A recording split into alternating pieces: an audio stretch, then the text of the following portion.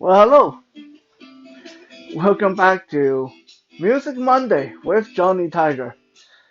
The date is October 12th, 2020. It's one day before my beautiful girlfriend's birthday, so happy birthday to the one I love the most. Um, so, some of you are wondering what's going on. We are not doing the usual Music Monday thing.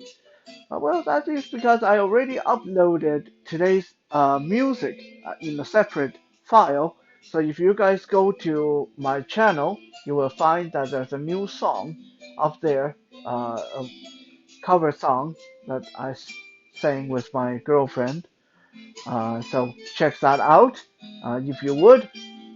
Another reason is I've been running all over the place like a chicken with its head cut off all day, and I am it is kind of late and I'm really tired and I have to get up early tomorrow, so I am really not in the right frame of mind to record any kind of a performance to anyone's satisfaction at the very least.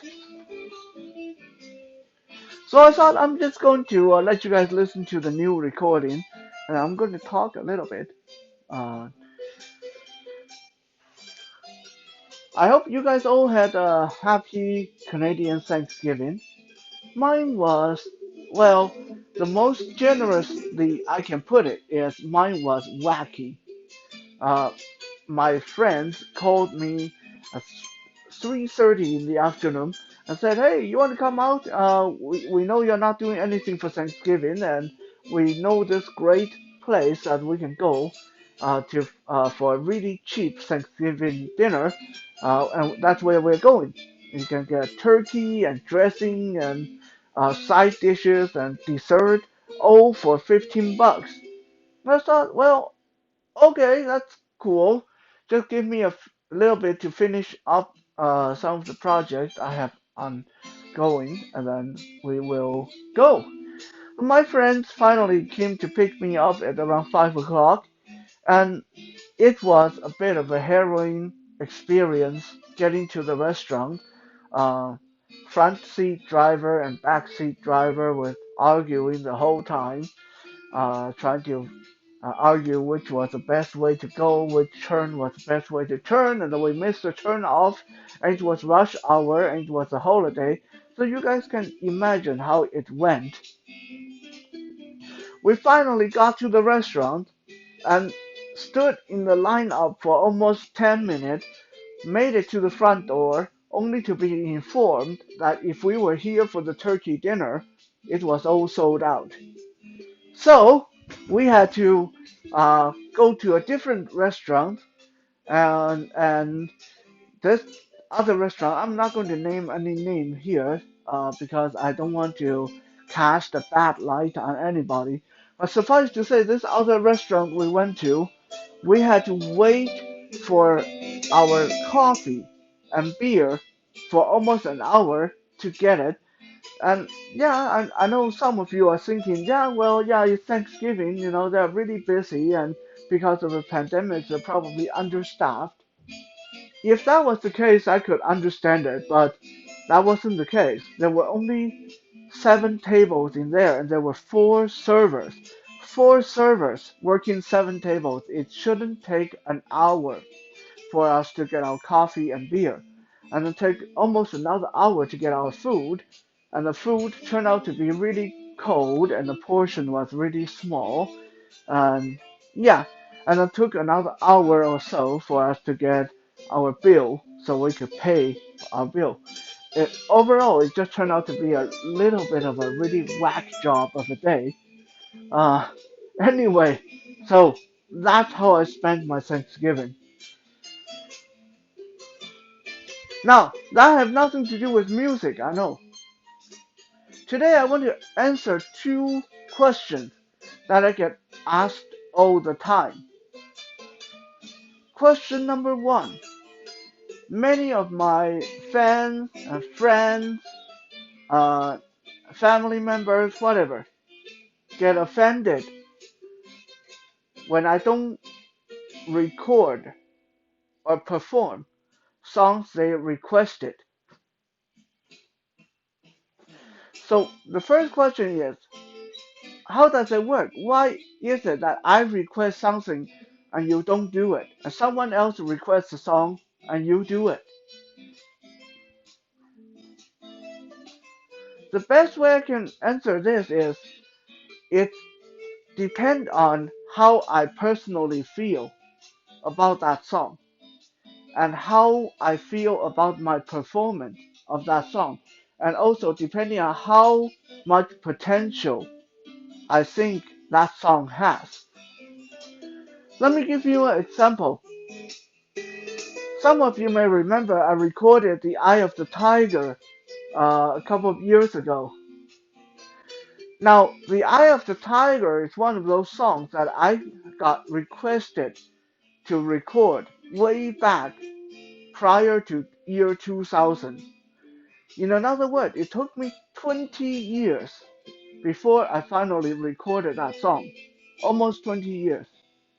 Maybe 18 years, 17 years. Why is that? For that song, as far as that song went, it's as simple as I never liked how I sounded until finally I could hit that range for me to record that song. All the previous attempts in the past 18, 17 years, I listened to myself and I went, no, I'm not going to publish this. This is embarrassing. This is bad. Now, a lot of people say, well, why don't you just lower the key? Well, I guess that's a musician's pride. Um, I didn't want to change the key because I couldn't hit the original key. Until I could sing the original key to my satisfaction, I wasn't going to record it and put it out there for everyone to criticize or to listen to. Another example is the song I uploaded today, Unchained Melody. That song has been requested multiple times by 10, 20 different friends, different people, ever since year 2000. But it took this long for me to finally record it. Why? Is it really hard? No, it's not a hard song. I could sing this song almost to perfection, at least uh, in my opinion, almost to perfection ever since year 2005. I've done this song during concerts. I've done this song at karaoke. But why haven't I recorded it? Because one of my friends reminded me there's so many people recording this song. One more is not going to make a difference. So in this case, it was finance. It was economic. It didn't benefit me to record this song. So why would I put in the time to record it when there's 20, 30 other singers, a lot of them more famous than I was, already recording it? Heck, LeAnn Rimes recorded a version of this song, and I'm not going to match myself against LeAnn Rimes. So in this case, it was pure economic, financial reason. The time I would have to invest to make this recording versus the amount of uniqueness or money that it could make, it just doesn't match up. A lot of songs, it works that way. There has been a lot of songs that have been requested throughout the years, and I either say, okay, I'll work on it, or I will say flat out, no, I'm not recording that song. It's not always because I don't like the song or I can't do the song. A lot of time it's a combination of multiple reasons. And in the end, quite often it comes down to it's going to take me a lot of time to record this song. But a lot of people have already done it. So there's no point for me to do it.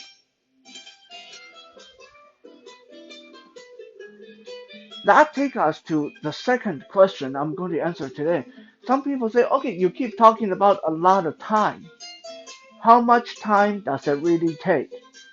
Well, if you have done any kind of professional recording, then you wouldn't have to ask this question. But for a lot of you that have not done recording on a professional or studio level, let me put it in context. Even something as simple as Music Monday videos, whenever I have to actually play something on the video, sometimes it can take me an hour to 2 hours to make a 20-minute video because every single time I make a mistake or every single time my voice crack or every single time that I forget the lyrics, I have to start over again. That's a 20-minute video. When you talk about an actual recording that I'm trying to publish and sell on Apple Music or Spotify or iTunes, it becomes a lot more. Sometimes, sometimes there has been times when a 5-minute song can take up to a month for me to record. For me to record the guitar track, for me to record the piano track, for me to record the rhythm or drum, for me to record the flute or clarinet or whatever other instrument, and then my vocal. Every single time, it has to be perfect. If I make a mistake, start all over again. So you can imagine for this 5-minute song, let's say I'm recording the guitar track. I make a mistake on the guitar, okay, erase the whole thing, start over. And then I make another mistake, start over. I keep doing that until the guitar track is perfect. And then I do the keyboard or piano track. And then I do the flute or clarinet or drum or whatever. And then I do the vocal. All that together. And then at the end, I have to mix everything together to make sure that things mix at the right timing. The clarinet or flute or guitar come in at the right time. And sometimes I thought everything worked okay, and then finally when I tried to mix everything, I realized no, the guitar's timing is not mixing properly with piano. The piano is a little bit too fast. The guitar is a little bit too slow. Okay, now I got to delete the piano track or the guitar track and start over. Even at its fastest, sometimes a single song can take me up to a week or 2 weeks. And this is among other things like the podcast or the videos or regular work schedule, etc., etc., etc. This is why it's so important for me to select the right song every time I sit down to record. I can't just sit down and record songs that I want to do or I like to do or someone requests me to do. This song has to be worth it, monetary wise, financial wise. Um, it has to be a song that I know has a decent chance of making a profit in the future. Otherwise, it's almost not worth me investing a week or a month time of making it. I know that putting it in this light, some of you are saying, well, that's not right. You should be doing songs that you like. You should just sit down and sing. Who cares if it's perfect or not? Who cares if it's um, been done by 20 other singers or not? In a perfect world, that would be cool. In a perfect world, that would be ideal. But me as a professional or semi-professional musician, I have to remember that everything I put out on the internet has the potential of either making turning into another success or ruin my career. Everything I put out there has the potential of making me really proud 10 years later, 20 years later. or come back to be an embarrassment 10 years later, 20 years later. A prime example of that is my first album, the Cat album, which I released back in 2000. Thank God that that album is really hard to come by nowadays because when I go back to listen to some of those songs, some of the recordings, the quality was so bad. I'm embarrassed that I put those things on the market. The quality was so bad that I feel ashamed to even admit that yes, I released this album. 20 years later, looking back at this first album, I don't even want to admit that these were my work because of how bad the qualities were. Back then, I was young and impulsive. I believed that good enough was good enough. Just sing it, play it, and put it out. Never mind the quality. Well, 20 years later, I regret my decision because the quality of that first album was really, really, really bad. So I hope that this at least uh, answers a couple of the questions because these are the questions that I get asked very often. Thank you for checking out today's Music Monday. I hope you all had a good Canadian Thanksgiving. We'll be back again tomorrow for Tactical Tuesday. For now, have a good night.